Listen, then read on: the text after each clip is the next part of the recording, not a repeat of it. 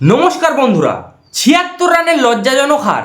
South Africa টিমের কাছে এমন হার কি শুধু একটা ম্যাচ হার ছিল, নাকি সেমিফাইনালের স্বপ্ন ভাঙার আগাম বার্তা? এখন পুরো দেশ একটাই প্রশ্ন করছে, টিম ইন্ডিয়ার প্লেয়িং ইলেভেনে কি কোনো বড় পরিবর্তন হতে চলেছে? আর পরিবর্তনও যদি বা হয়, তাহলে কে কার জায়গায় আসতে চলেছে? চলুন দেখে নিই আজকের ভিডিওতে। তার আগে চ্যানেলে নতুন হয়ে থাকলে সাবস্ক্রাইব করে পাশে থাকবেন আর বেল আইকনটি চেপে দেবেন। এখন জানা যাক ভারতের পরিস্থিতি।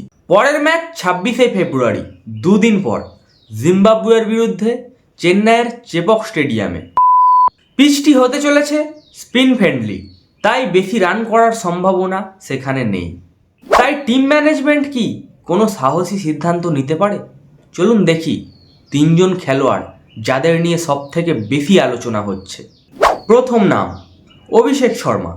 ট্যালেন্ট নিয়ে তো কোনো সন্দেহ নেই, কিন্তু এই টুর্নামেন্টে 4 ম্যাচে মাত্র 14 রান, একটি মাত্র ম্যাচে 14 রান, আর তার আগের 3টি ম্যাচে মাত্র 0।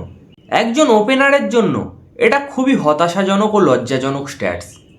এভাবেই যদি শুরুতে ওপেনারের উইকেট পড়ে যায়, তাহলে কিন্তু দল খুবই চাপে পড়ে যায়, আর যা আমরা এই 3 থেকে 4টি ম্যাচে দেখে এসেছি।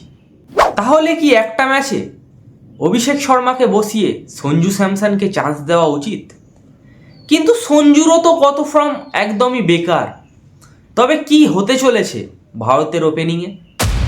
এবার বলা যাক ওয়াশিংটন সুন্দরকে নিয়ে। তাকে সুযোগের পর সুযোগ দেওয়া হচ্ছে, কিন্তু তিনি কিছু করতে পারছেন না। আর অন্যদিকে আকসার প্যাটেল, যিনি ভাইস ক্যাপ্টেন, 3 ম্যাচে 6টি উইকেট নিয়েছেন, তাকে টিম ম্যানেজমেন্ট বসিয়ে রেখেছেন। স্পিন ট্র্যাকে আকসার ব্যাট ও বল দুই দিকেই কাজে লাগতে পারেন।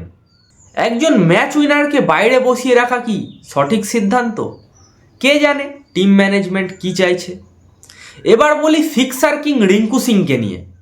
ফিনিশার হিসাবে তো তিনি আজ পর্যন্ত দারুণ করে এসেছেন, কিন্তু 8 নম্বরে নেমে ব্যাট করার সুযোগই পাচ্ছেন না। 5 ম্যাচে মাত্র 24 রান। স্পিন পিচে অতিরিক্ত স্পেশালিস্ট স্পিনার খেলানোই কিন্তু বুদ্ধিমানের কাজ, যার জন্য কুলদীপ যাদবকে চান্স দেওয়া দরকার। সম্ভাব্য পরিবর্তন কি কি করলে ভারতের জেতার চান্স পাক্কা হয়ে যাবে, চলুন দেখে নিই। প্রথমেই অভিষেকের জায়গায় সঞ্জু স্যামসনকে নিয়ে আসতে হবে। ওয়াশিংটনের জায়গায় আকসার প্যাটেলকে এবং রিঙ্কু সিংয়ের জায়গায় কুলদীপ যাদবকে চান্স দিতেই হবে। এই 3 বড় ও কঠিন পরিবর্তন পুরো দলের ভারসাম্য বদলে দিতে পারে। দেখা যাক এক নজরে ভারতের সম্ভাব্য প্লেয়িং ইলেভেন কি কি হতে পারে।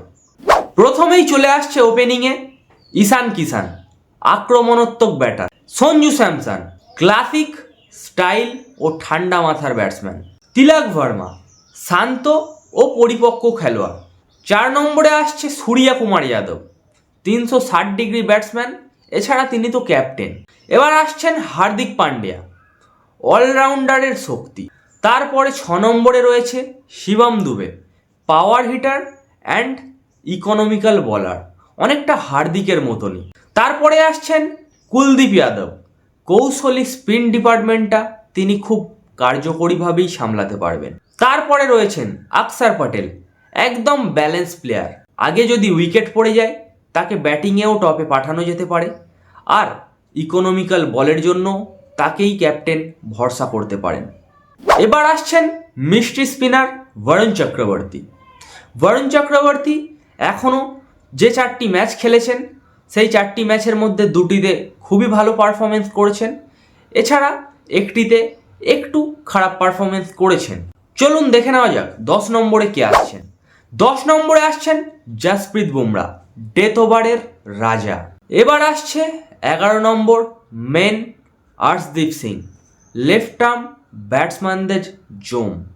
এই দলে আছে আক্রমণ, স্পিনের জাল আর ডেথ ওভারের স্পেশালিস্ট বোলিং। এবার একটু দেখি জিম্বাবুয়ের সম্ভাব্য শক্তি কি কি। সিকান্দার রাজা, অভিজ্ঞ অলরাউন্ডার। রায়ান বার্ড, মিডল অর্ডারের খুঁটি। ব্লেসিং মুজারবানি, বাউন্স ও গতির মিশ্রণ। এই 3জনই কিন্তু ভারতের জন্য বিপদের কারণ হতে পারেন। শেষ কথা, এখন আর ভুলের কোনো জায়গা নেই। আর একটা ম্যাচও যদি হারে, তাহলে সেমিফাইনালের স্বপ্ন এখানেই শেষ। আপনার মতে আমি যে 3টি পরিবর্তন বললাম, সেই 3টি পরিবর্তন কি খুব জরুরি, নাকি আগের দলকেই আপনারা বিশ্বাস করবেন? কমেন্টে অবশ্যই আপনাদের মতামত জানিয়ে দিন। আর চ্যানেলে এমন বিস্তারিত ক্রিকেট ভিডিও রোজ আমরা দিয়ে থাকি, তাই চ্যানেলে নতুন হয়ে থাকলে চ্যানেলটিকে সাবস্ক্রাইব করে আপনার এই ছোট্ট ভাইয়ের পাশে থাকেন।